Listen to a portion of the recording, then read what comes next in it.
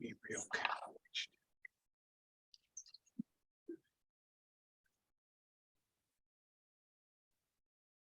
Okay.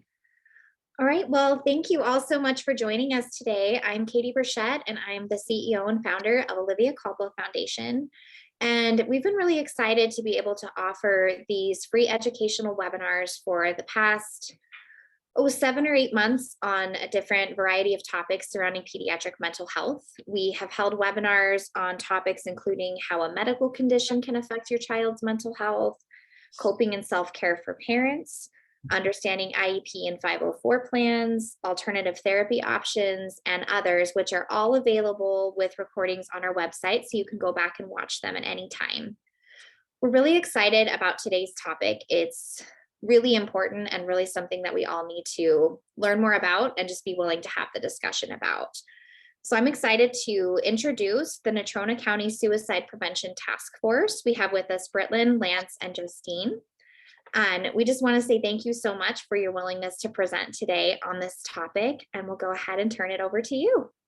All right. Well, thank you so much for having us. So I'm Britlin Adame, and I'm the coordinator of the Natrona County Suicide Prevention Task Force. And with me today is Lance Nyberger, our chair, as well as Justine Martin, who is our Youth Empowerment Council coordinator. So she works with the youth who are dealing with suicide prevention in our community. So just before we get started, we're going to be talking about a very hard topic of suicide. So if at any point in time you feel like you're needing any resources, I want to give you the resource of the National Suicide Prevention Lifeline number, which is 988. You can call or text that number at any time, and someone will be with you to walk you through whatever struggles you may be having, or if there's somebody that you're with who is struggling, you can also use that resource. So again, at any point in time you feel like you need that, please reach out to 988. The Natrona County Suicide Prevention Task Force has been in Natrona County for over 25 years doing various different things. Currently, we are focusing our mission on providing education, trainings, and resources to our community. So we have a lot of handouts that have information on suicide prevention, post-vention. If you've lost someone to suicide, we have resources for that. At any point in time, if you feel you need resources, please reach out to us, and we have a lot of resource packets put together for people. And then on top of that, our big thing that we focus on is training. So in our community, we're offering a lot of free trainings right now due to funding we have received. Our biggest training we like to get into the community is our QPR. That's our question, persuade, refer. So we believe that everyone should do a QPR QPR training just as you would a CPR training. So just like if you came upon somebody who is having any kind of physical issues like a heart attack, you know how to work with them and get them the help that they need. That's what QPR does. It's coming across somebody who may be having those suicidal thoughts and learning what questions to ask, how to ask them, and getting the help they need. A little bit later in this webinar, we're going to be touching on some of those things from QPR, but if you want a more extensive training, reach out to us and we can get you that information on when you can attend one of them. We also have our CALM, which is counseling on access to lethal means. So that is reducing access to lethal means. And when I say lethal means, that's something that someone can use to kill themselves, such as a firearm, medication.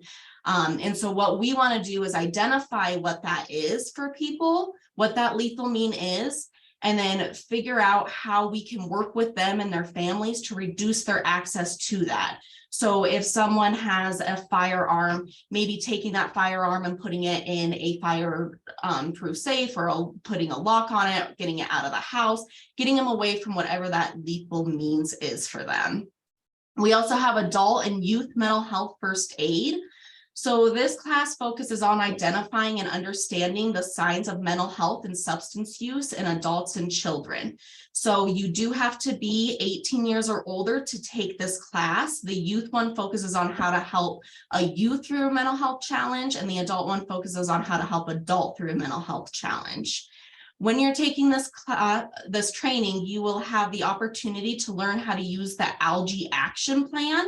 That's going to be assess for risk of suicide or harm, listen non-judgmentally, give reassurance and information, encourage appropriate and professional help, and encourage self-help and other support strategies.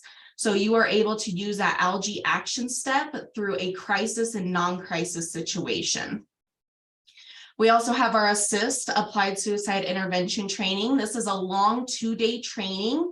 Again, giving you the tools to understand how to help someone through someone who is thinking about suicide. So what kind of help can we find for them? What appropriate professional help is out there, and getting them to that help that they need. It's a time commitment. It's a 2-day long training. So it goes more in depth on scenarios and how to deal with that versus like a QPR, but it's a very good class to take. And the last one is the Vital Cog, and this is a suicide prevention in the workplace, 2.5-hour training on how to deal with suicides in the workplace. So it's just more specific. Again, going to touch on all those skills that all the other trainings are touching on, but just more situational. So if you have any questions on those, go ahead and put that into the Q&A, and we can answer those later. Another thing that the suicide prevention support group, or the Natrona County Suicide Prevention Task Force, works on is our support groups. So there's several different support groups in the community. So find which one works for you. The top 4 are going to be for suicide survivors. So that's someone who has lost a loved one, a friend, family member, whoever, to suicide. So that's what those 4 support groups are for. And then the bottom one is an attempted survivor support group.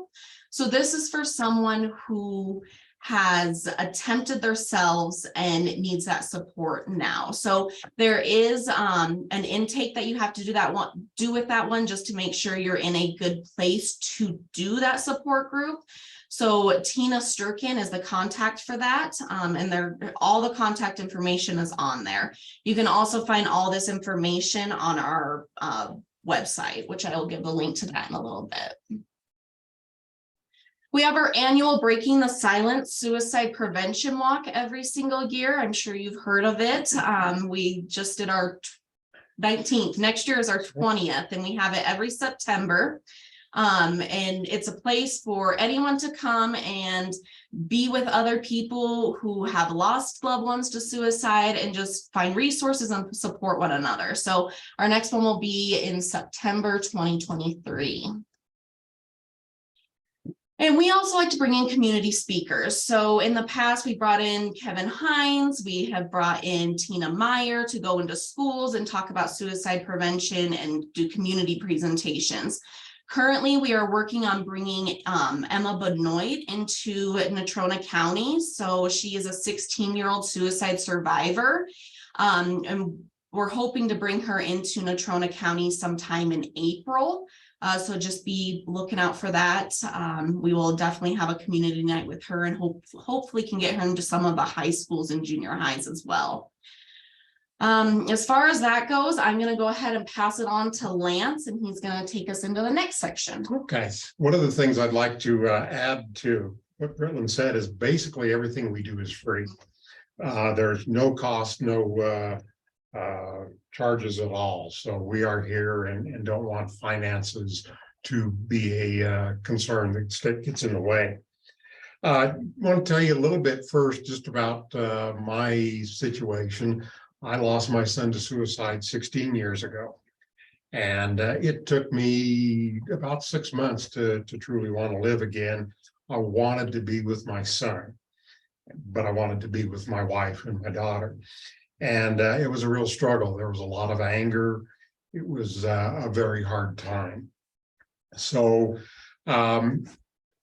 it's an experience that nobody wants. And that's really why I'm here, is because I don't want anybody to ever have to experience suicide at all.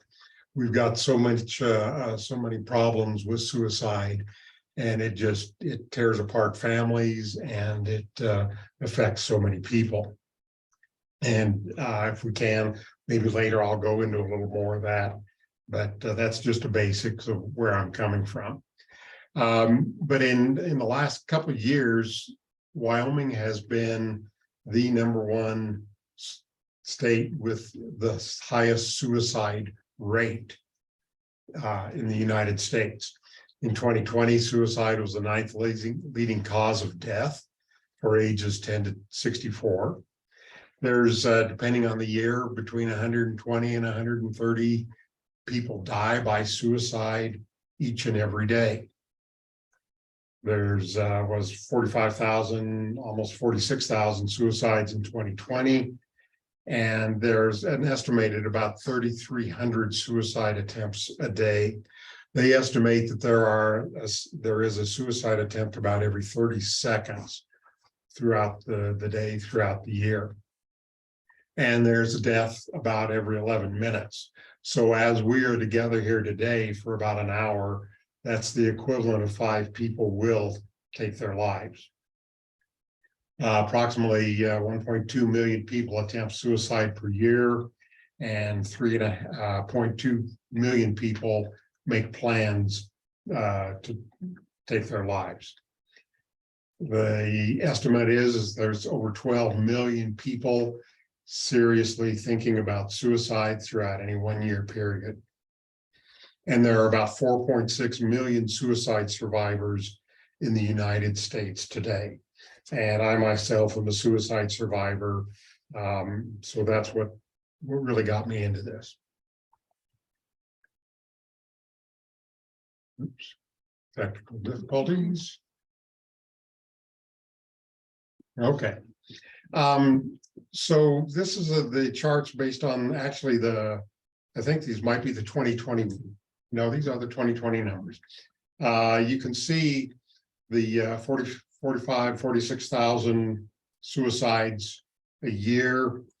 And generally what we hear about is a very small amount of these. It's kind of like the tip of the iceberg. We hear about a few suicides, but really underneath the surface, there are a tremendous amount of problems associated with suicide, and many hospitalizations, many requiring medical attempts, but a lot of them that are not even seeing doctors or getting any attempts. So again, here we've got an average for 2020 of 126 deaths a day. If we had an airplane go down every day that killed 126 people, we'd be up in arms, and we'd be very upset, and we'd stop the airplanes, and we'd see what we could do to correct the situation. Suicide has a stigma to it that is something that, #1, a lot of people don't know this data because they don't want to find out about it. We've got the general attitude that if we don't talk about suicide, it's not going to happen to us. And that's very false. But we've got a real problem here, and it does need to be addressed. It needs to be talked about. And I think that's our biggest thing is education. In Wyoming, is this Wyoming or is this national? I think this is national. These are national statistics. Firearms or guns are used in about 53% of suicides. In Wyoming, we are about 73% of suicides are by firearms. Suffocation, which includes hanging, is about 27%. Poisoning is 12%, and others, which would be jumping or cutting wrists or other car accidents, whatever, would be 8%. In 2019, there were 170 deaths by suicide in Wyoming. On average in Wyoming, someone dies by suicide every 60 hours. Wyoming's suicide rate is actually double the national average. We are twice as bad as the average. And we've been in that the top spot for way too long. Suicide is the seventh leading cause of death in Wyoming. However, it is the second leading cause of death among 10 to 44-year-olds. And this graph shows each state's suicide rate. Now, this is a per capita rate. So they take the number of people in the state and the number of suicides to figure this out. So you can see that Wyoming at the top has a much higher suicide rate than any of the other states. And you can see the dark line towards the bottom. That is the average. And the average is about 14.7. And I think Wyoming's is about 29.8 or something like that. So it's definitely a problem. So what life situations prompt suicide? Some of these life situations might be rejection from social groups, jobs, school, or relationships, physical, emotional, or sexual abuse, past or current trauma, repeated overwhelming stress from school, jobs, personal life, past suicidal experiences, and mental health crisis. So what do we watch for when we're looking at suicide? We watch for mood swings. So somebody that's happy one moment and then very upset the next. Recklessness. So maybe they are, doing things that are very dangerous. Withdrawn towards others. Excessive alcohol or drug misuse. That's something to really think about in Wyoming. With our completed suicides, about 90% of those people that did complete suicide had drugs or alcohol in their system. Self-harming, so cutting, that might be something to watch for.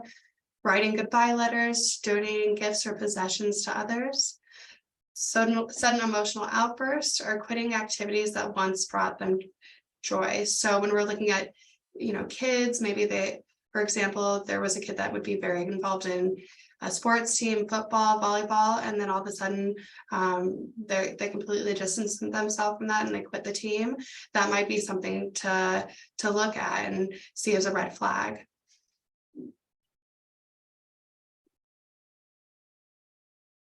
Words to watch for in conversation. So these are things that when you are talking to someone, just listen for and take them seriously and maybe follow up on. If somebody says that they're feeling alone or that they're a burden, they don't have a purpose, why try? They don't have a future. They just want to escape. They feel that they're damaged. They feel helpless, like there's nothing they can do. And then bringing up the topic of death and conversation. Those are things to watch for. So how do you ask about suicidal thoughts? So the first thing you want to do is you want to find a safe place to ask. And so if, so you're worried about someone, you don't want to go up to them when they're in a large group, say at like a lunchroom and say, hey, are you thinking about suicide? Because the answer you're going to get is no, I'm absolutely not. They're around their peers or their workmates, and it's not something they want to talk about in front of a crowd. So find a safe place to ask. Try to start the phrase with, I noticed. Avoid making statements like, I'm sorry to ask, or I hate to ask. A lot of times that seems like it's a burden, you're asking and it's a burden for you to ask. And so you want to come at it in a non-judgmental way, ask clearly and directly without judgment. This one's really important. A lot of times, we have people that'll go up and ask if, the person's okay. Well, what does that mean? That can mean a lot of different things. And so make sure that you are being very direct and asking the question, are you thinking about suicide? Are you thinking about killing yourself? Ask more in-depth questions if it calls for it. So if they say, yes, I am, then you want to figure out, do they have a plan? How long have they been thinking about this? Just get more information. That way, if you do need to refer or find help, you'll have the information to back that up and give them more information to get that person help. Listen to a person's feelings. So you want to give them the time of day, don't rush them through it, give them a chance to talk and tell you what's going on. And then if you need to find a mandated reporter or someone that can get this person help. A mandated reporter is someone that has to report the situation. And so if a child comes to you and says that they're thinking about suicide, they have a plan, you want to find someone that has to say something. So a police officer might be someone, a school counselor, a teacher. There's lots of different examples of mandated reporters. People in the medical field, such as a doctor, nurse, those are mandated reporters as well. And remember that by asking somebody if they are suicidal, it will not make them suicidal. I think that's a big misconception. And then you want to practice assist. Lynn mentioned this a little bit in the beginning.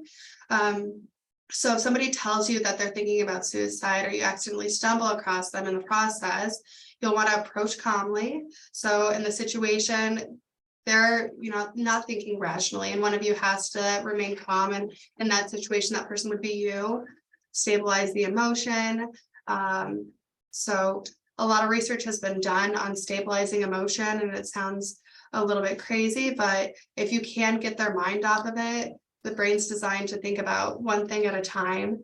And so a lot of times, changing the subject or getting them out of that environment will help them stabilize and come to a better place, serve their needs, inform with facts, support their story, and then find treatment if needed.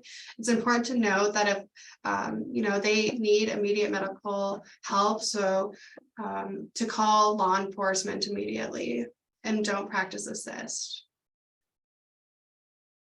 So when applying assist, you want to stay with the person who is attempting suicide and stay as calm as you can until help arrives. If you aren't physically with that person, if you're on the phone, you want to stay with them until you can find someone to help them, or until you're able to get to them. Attempt to distract them. You can take a walk with them, get a cup of coffee until their emotions are leveled out. And after I apologize. An individual has attempted suicide, I can't see. It is best to take them to the emergency room so that they can get more in-depth treatment. All right, so what you just kind of saw was a little brief demonstration of our suicide prevention awareness team, our SPAT, as well as our QPR combination presentation. So that's just very, very brief getting into it. The QPR presentation lasts about an hour and a half or so. So that was just fairly touching, but if that's something you're interested in and want more information, please reach out to us, because we definitely want to get you into a free training that we offer. Different local resources that we have in Casper is going to be CWCC and WBI, who have a 24-hour local phone lines, as well as that suicide prevention lifeline, calling or texting 988. This is for anybody who is thinking about suicide or is with somebody who may be thinking about suicide. You can call 988 and they're going to be able to walk you through what questions to ask and how to go about it.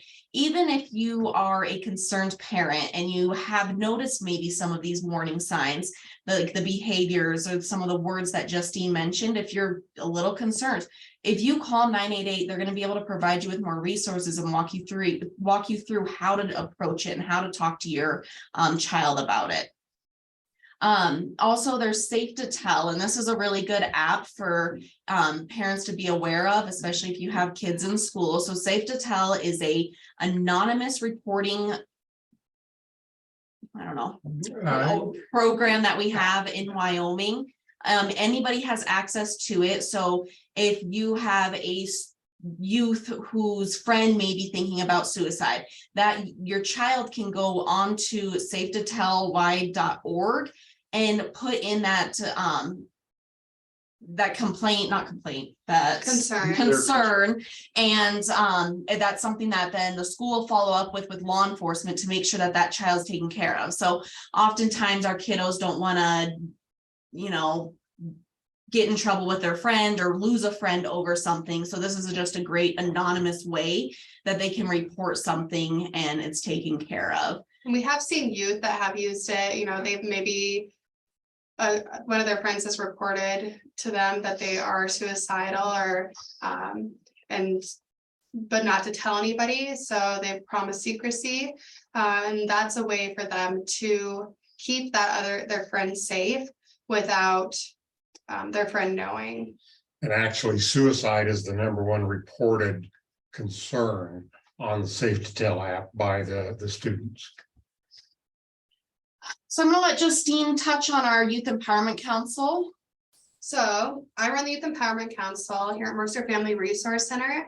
So the Youth Empowerment Council is a substance-free, responsible, open group of young leaders that collaborate to better the community, support one another, grow, and lead by example. And our slogan is for youth, by youth. So it's a youth-run organization. It's open for grades 6 through 12. And they do lots of different things, really. As I said, it's a youth-run organization. So whatever their passion is, we just kind of support them in that passion and make it happen. So in the past, we've done community runs and walks, donation drives, organization fundraisers, state conferences. We've done SPAT presentations, so the Suicide Prevention Awareness Team in schools. We were recently at NC and we did half their freshman class, and we're at transitions tomorrow. And it's peer-to-peer led, which is great. The kids respond really well to it. We do hashtag by Amplify events. So it's ways for kids to amplify their lives in ways that don't involve substances. And they run a community garden. And that's been a lot of fun. So we started that a couple years ago. A great group of kids. And yeah, they are definitely our future and they're shining bright. So it's a great group. All right, so for the Natrona County Suicide Prevention Task Force meetings, we do meet monthly. We meet the second Tuesday at 11 a.m. at Mercer Family Resource Center, and we meet on the second floor. It's an open meeting. Anyone can join if you want to find out more information as far as suicide prevention efforts happening in Natrona County. Come to our next meeting. We would love to have you a part of it. If you want more information or want to get on the email list for it, my contact information is there. You can call me or email me and I can get you on the list. We do offer Zoom as well. So if you're unable to attend it in person, you can always attend via Zoom. So that's kind of all we have. Lance, we have a little bit more time? Do you want to kind of finish with your story and we can go into questions? Yeah, let me talk just a little bit more about suicide in general first, if that's all right. One of the things I wanted to discuss is that we all have problems in our life at some time, and our problems are unique to us. And oftentimes we're very good at hiding them. We don't want other people to know. We put a mask on, we show forth the face that we want people to see, not necessarily what's really going on within us. There's probably a very limited number of people that we truly open up to and are willing to open our soul up to. So with these problems, they're extremely unique to the individual. We all have our own DNA. We've all had our own experiences growing up, going through school, work experiences, whatever, that have led us each to be totally individual people. And so our problems basically have to be dealt with on a one-on-one basis. There is no way really to group a lot of the suicidal people, like say if you're in a cancer group or something, you've all got lung cancer, maybe a certain treatment is good for lung cancer and it can be given to a large amount of people. Basically with suicide, there is no way to do groups. You've almost got to do it totally individual. Okay. A lot of people are very cryptic in the way they ask for help. Generally, they are mentioning suicide or asking for help because they don't want to die. Part of them may want to live, part of them may want to die. And they're just in this kind of limbo, I guess you could say, as far as that's concerned. So they may say things something like, I'm not going to be around much longer. You're not going to have to worry about me. Here is my iPad. I'm really not going to need it anymore.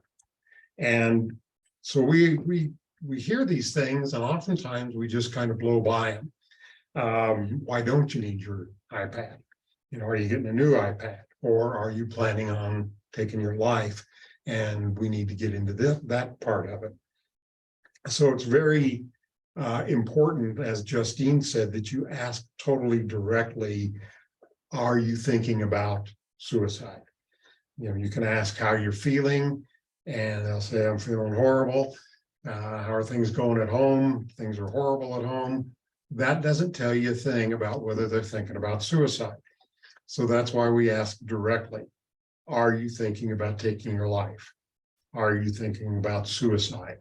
So that you know exactly what you're dealing with. Again, it was mentioned, don't be judged, don't judge. None of us like to be judged. And so the biggest thing that we can do for these people is basically to allow them to talk. I oftentimes compare it to blowing up an inner tube. If we keep pumping air into an inner tube, eventually it's going to blow up.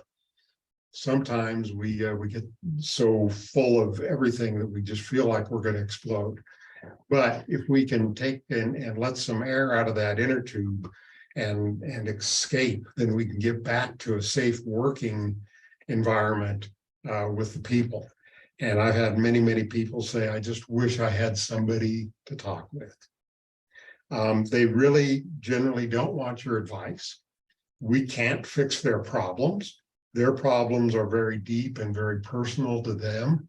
But what we can do is listen. And what we can do is then try and get them to somebody who can help. Okay. So do you want to go ahead and hit these things first? Or? Yeah, we can touch Okay, on let's hit on some of the questions if you don't mind. Katie, do you have a certain way you want to do it, or do you just want to start at the top and kind of go through and answer? What works best for the Q&A? See. Sorry, it's taken me a minute for me to turn off my mute. It didn't want to let me do that today. So we do have some questions that have been typed into the Q&A box. If you have a question that you would like to ask, you can either raise your hand and we can call on you and you can go ahead and ask that live, or you can type it into the Q&A box or the chat box, and either way we'll see it. So yeah, I think for now, if we want to start up at the top here and work our way down. So first question is, what does it mean to be a survivor? Do I have to be a family member? So a survivor can be anybody. It does not have to be a family member. It could be your best friend that died by suicide, and you could be a survivor from that. Okay. Next question. What are the contributing factors that make Wyoming suicide rate so high? Are there things we can do as citizens to help with any of them? Okay. I could take it, you can take it. It doesn't matter. Go ahead. All right. So contributing factors in Wyoming. So lack of resources, especially right now, we are going through a very hard time in finding resources for people. Even to get into counseling, for instance, is taking 6 weeks, you know, like a 6-week waiting list or a couple months at a time. And so that's one of the biggest contributing factors, is just lack of resources and being in a rural area. And on top of that, we have harsh winter. So the seasonal depressive disorder is a part of that. So the cold winters, the winds, being isolated. And we have the mentality of pull yourself up by your bootstraps, get on, rub some dirt on it, you're fine. And so when someone is dealing with thoughts of suicide, for them to go up to someone and say, hey, I need help, I need support, that's a hard thing for people to do, especially when their whole life they've been told, figure it out, do it on your own, you know, you're fine. And so those are definitely some areas that we could work on as a community and as citizens, of breaking that stigma. How do we put it out there that it's okay to ask for help? It's okay to not be okay. Yeah. We're also a very rural state, so we've got maybe better mental health care available in the bigger cities, Cheyenne and Casper. But as we move down in size to each of the smaller communities, probably that mental health care is not as available in a lot of the smaller communities.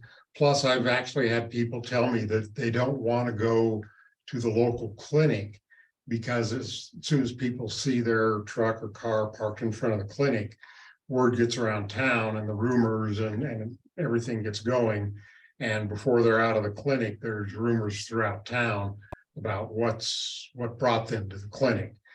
So they say they'd rather not deal with these problems than to deal with them locally.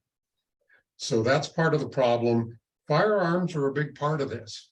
And if you go back also to that graph that showed the state listing of suicides, what you'll see is there's a trend that really runs down the Rocky Mountains, Rocky Mountains, that is now called the suicide belt of the United States, excuse me.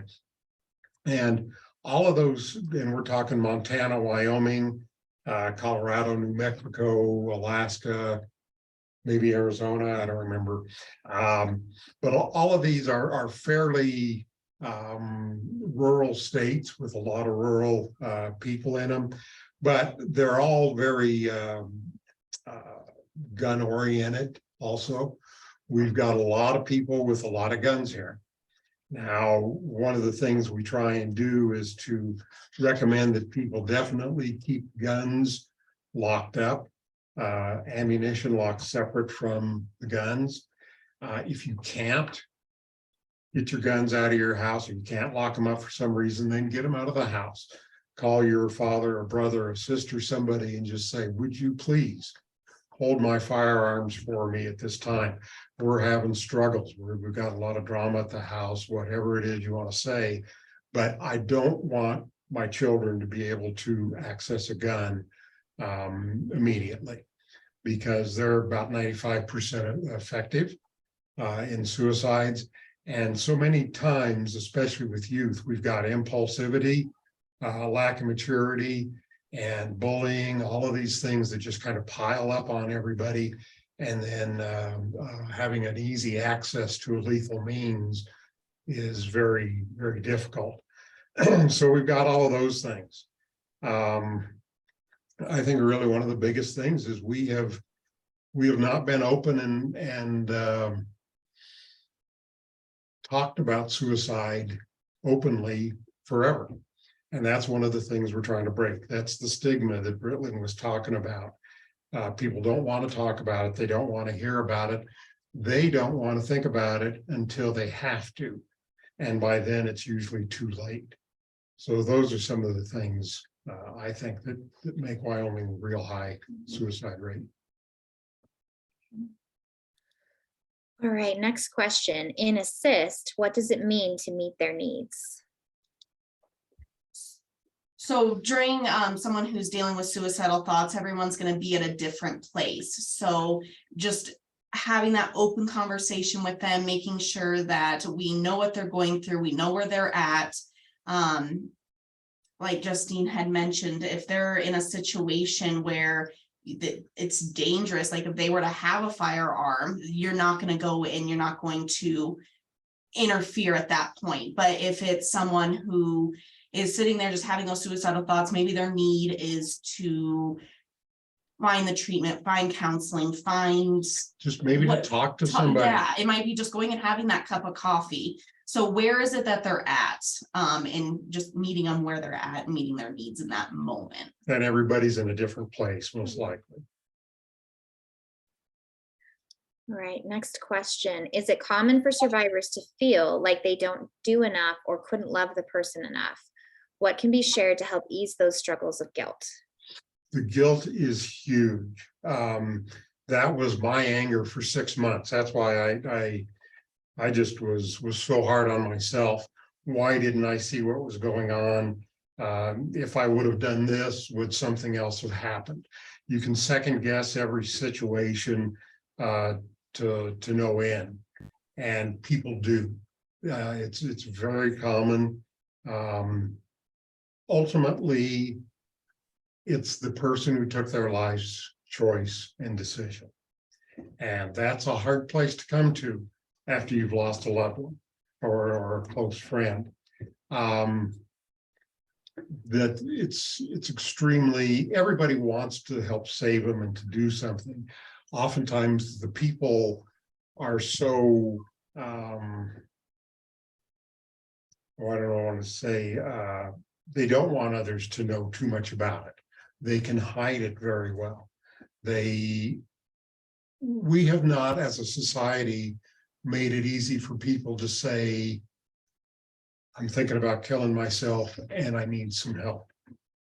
We don't talk about killing ourselves. And so we go about it in this cryptic way, in ways that we don't really, we think we're painting a picture by saying, I'm not going to be around much longer. But the picture we think we're painting may not be the picture that the other person gets. So yes, the struggle with guilt is absolutely huge. All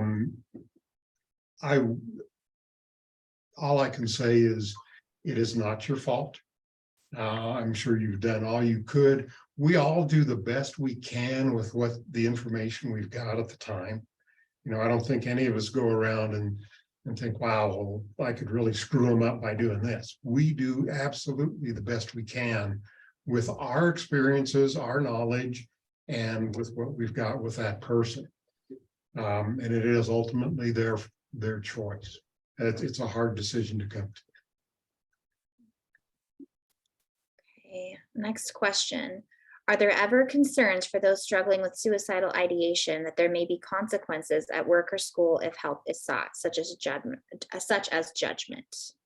So going back to that stigma that we're dealing with, yeah, it's hard for people to ask for help. You know, they may be getting a promotion, and what if I say I'm suicidal? Is that going to mean that I'm not able to be promoted because people don't think I'm as good anymore? And so yes, it's hard. A kid may think that if they're on the volleyball team and state's coming up, if I say I'm suicidal, now I'm going to get locked up and I can't do state. And like, there's all these thoughts that go through their mind. So the more we talk about suicide, the more we talk about what are the aftermath of suicide? Like, what does that look like? If someone says that they're suicidal, that doesn't mean that they're going to be put into WBI, locked up, or in the hospital and can't leave. So talking about that aftermath of what help is out there and just generalizing it, putting it out there, talking about it. I think that's our biggest challenge right now, is just getting people to say the word suicide. There's also the concern that, well, if I do get put in WBI or something like that, there's a huge cost associated with it. And we won't be able to pay that cost. And it's just a huge burden that they see. So currently, I believe the counties pay for the first 3 days, 3 to 5 days, depending on if you are committed under a Title 25 action. The county will pick it up for the first 3 days. If it happens on a Friday night, weekends aren't included, holidays aren't included. So those 3 days could turn into about 5 days or maybe even 6 days before you're even allowed to get out of there.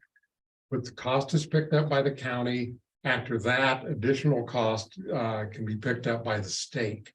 So the cost of these things are, we're trying to avert that quite a bit. But the judgment is probably one of the biggest things. And that's because we've made such a big deal out of it. And it is a big deal, but we've made it a deal that we can't openly discuss it. And I think that's the concern. If we understand that most people at some time in their life might have thought about suicide, even though they don't carry it out, even though they don't go far with the thoughts, you know, are you really any different than anybody else? But we do judge, we do bully, and these things are unfortunately a big part of it. Next question. How are the trainings structured? Are they lecture-based or is role-playing involved? Role-playing is involved in the majority of them, and structure-based is like a combination. I would say it's more like listening versus like the role plays thrown in, situational things are thrown in here and there, but overall it's going to be lecture based. But we do like the role plays are getting bigger and bigger, because what we're asking you as an individual to do is to ask somebody directly, are you thinking about suicide? And that's a hard question to ask. And it's a hard question to work with and work your way through. So trying to give people the experience while somebody is there with you, to kind of help you over that hump is a big part of it. So the role plays are, I think, invaluable. I agree, and I think that's the only way we're gonna get better at it is practicing. So, Exactly. did you have a certain training in mind that you were wanting more information on, or just like in general? See, for the person that asked that question, you can type anything follow up into the Q&A, or you can raise your hand and answer it directly right now too. She said just in general. Okay, yeah. Okay. All right, next question. Can you give an example of an assist? That's gonna be, again, situational, but in general, an assist is gonna be just that, like walking up, approaching the situation, approaching it in a non-judgmental way, talking with them in an environment that they are comfortable in. So like Justine mentioned earlier, not doing it in the middle of a cafeteria if it's a kiddo, or if you have your kids' friends over or something like that, doing it in an appropriate way. And then making sure that we're asking the question, are you thinking about suicide? If that person then says yes, we want to make sure we move to the next step of reaching out and finding support and help for them. Depending on where they're at, if they have a plan, if they know, on Tuesday at 8 o'clock, I'm gonna kill myself by taking these pills that I have, that's gonna be more of getting them immediate help, possibly WBI, hospital, something like that, versus someone who says, yes, I am suicidal. We're still in a important situation, but that doesn't mean we necessarily need to get on the in treatment or anything. That might be looking for a counselor or just looking for a support group, going through things like that. It is important to realize that not everybody who's thinking about suicide or talking about suicide needs to be admitted to WBI or to a mental hospital. Sometimes we think that's where we've got to go. Oh my goodness, what do? I don't know what to do. Let's put them in WBI. And there is a place for WBI for people who are in definite, immediate need of safekeeping. However, I think a lot of people can work through their suicidal problems just by talking to a counselor, letting some of that air out again, just getting it out of their system and talking to somebody about it who is non-judgmental, who is going to listen without telling them, well, when I was thinking about that, this is what I did. They don't want to hear my story. They want to get rid, they want to unload their story. So it's very important that when you're dealing with suicide that you get professional help, like a counselor, if you can at all, because we don't know. I mean, I've worked with suicidal people now for about 16 years, and I can't say in a lot of cases whether the person is immediate need or, is just talking and thinking about it. As you go through and you ask them questions, again, such as, do you have a plan? And when would you think about doing this? All of these things. I've also had a lot of people say that if I'd rather kill myself than go back to WBI again. So it's a very thin, fine line that you're walking here. And you really need professional assistance, I believe, to help you make the right choices. So if somebody is thinking about suicide, there's a lot of options. There's a lot of talk, there's a lot of things that can be done. But if somebody is ready to take their life, there are very few options.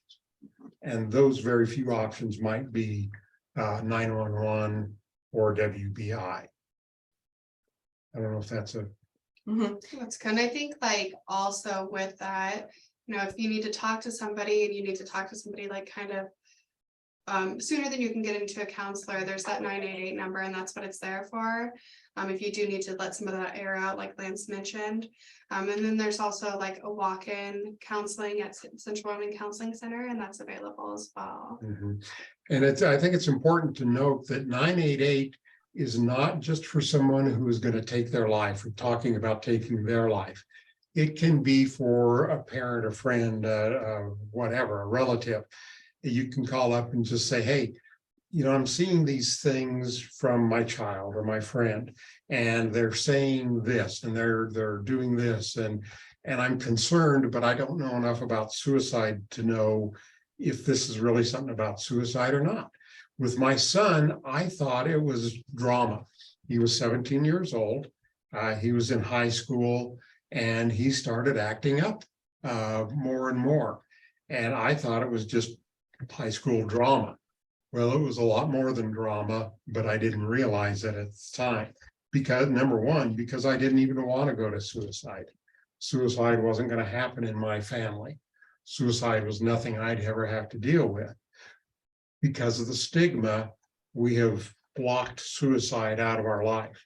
We need to open the doors and include suicide as possible options in these kind of situations.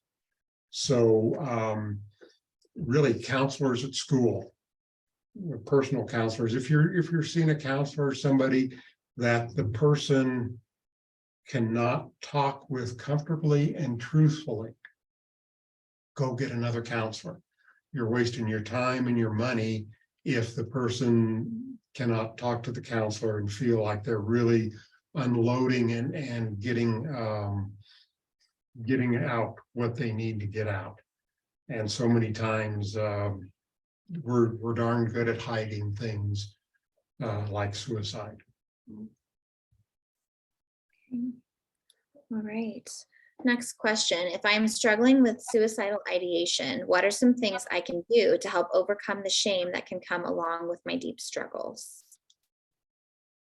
Oftentimes it's easy to feel alone when you're having these thoughts. And so understanding that there's other people out there and giving yourself grace, that it's okay to not be okay. We don't have to be amazing at everything. We don't always have to feel good about everything. And so if you are having those thoughts of suicide, it's okay. And there's help out there. It's okay to reach out for that help. There's so many people out there that want to help you. And it's just taking that step and asking for it, which I know is so much easier said than done. Being able to admit that there's something going on is a hard thing to do, but it is okay to not be okay. We've also got some information that if people would like to give you their addresses or whatever, Katie, we can get information that can be sent out. There's a little purple book. There was a suicide survivor handbook that basically helped me to live, to realize that I wasn't alone. I wasn't the only person struggling with these things, and that my guilt that I did feel was normal. And you just feel like, I felt like I was the worst father in the world, that it's the worst feeling you can ever have. And you can berate yourself and you can drag yourself down, and the depression that can come with those kind of things can be extremely overwhelming. So it's important that you take good care of yourself, give yourself, like Brendan said, some grace. But we've got information for people who have both survived a suicide and for people who might be thinking about suicide, that can help them work through things. If they don't want to go out and talk to a counselor, don't want to talk to 988, we've got some booklets and some information we can provide through you that might help them work through these things. Plus, I could say we're not counselors, Britain's counselor.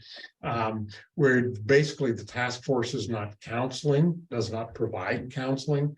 We are here just to talk to, like the Suicide Survivor Support Group. I've been there, I've done that.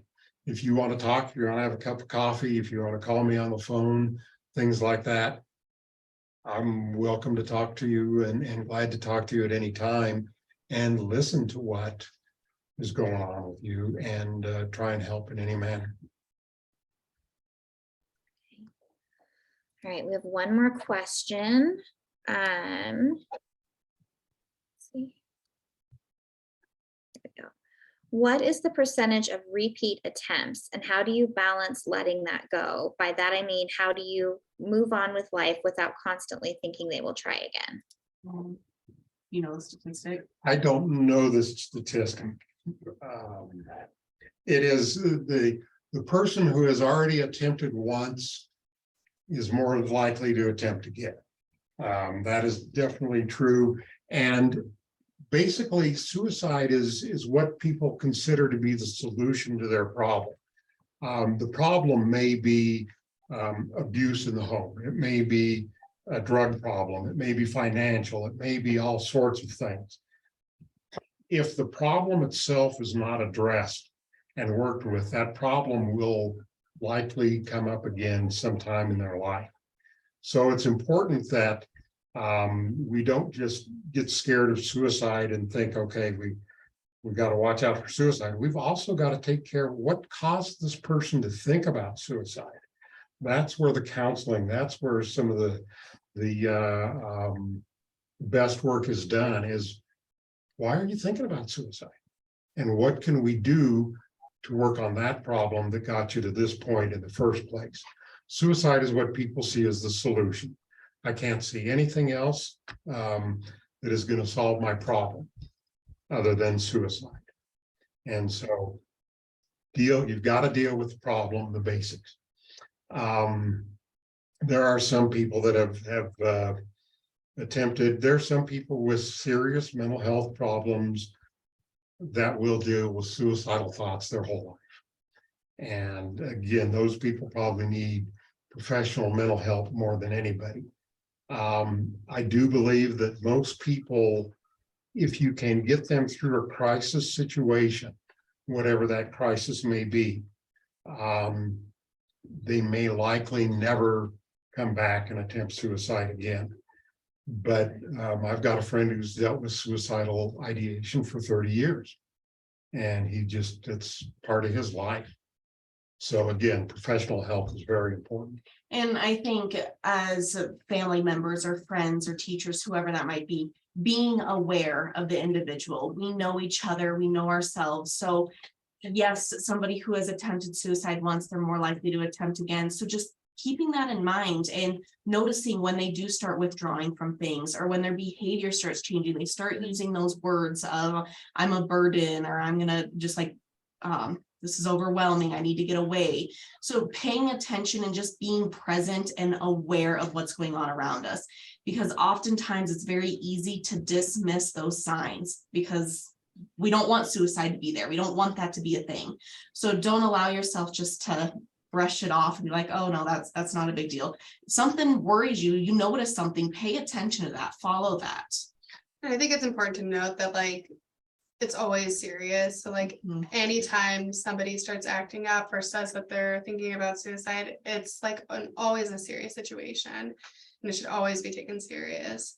And I think a lot of times what I've seen, especially with youth, is, maybe they talk about it frequently. They say that they're going to kill themselves over and over and over again. And then people start dismissing it because it hasn't happened. And it's, just because they say it multiple times doesn't mean it's not serious. It's just as serious, and sometimes it's more serious. Two words that I put with thoughts of suicide is hopelessness and burden.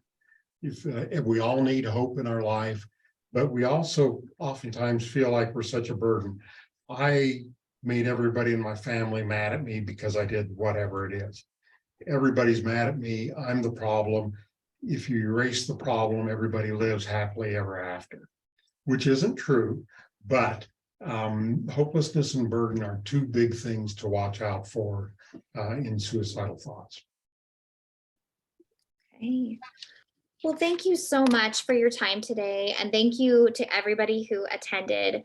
Just a reminder that we have recorded today's session and it will be posted onto our website. You can look for that to be posted by next week at the latest. Also, if you guys have any resources that you would like to share, we've had people who have sent us their PowerPoint presentation or a list of contact information or something like that that we can put underneath the recording of your video on our website so people can see that. We are going to take a little bit of a break before our next webinar happens. So that will be in April on the topic of understanding ADHD with Ken Bell. In the meantime, just a reminder that we do have free mental health support groups available. Those are run by a licensed therapist and they're for parents and caregivers of children with a mental health condition or concern. We also offer free childcare for parents who attend that group thanks to a partnership with the YMCA. And you can learn more and sign up by visiting oliviacaldwellfoundation.org. So thank you all so much. Have a great day and we hope it was helpful. Thank you. Thank you.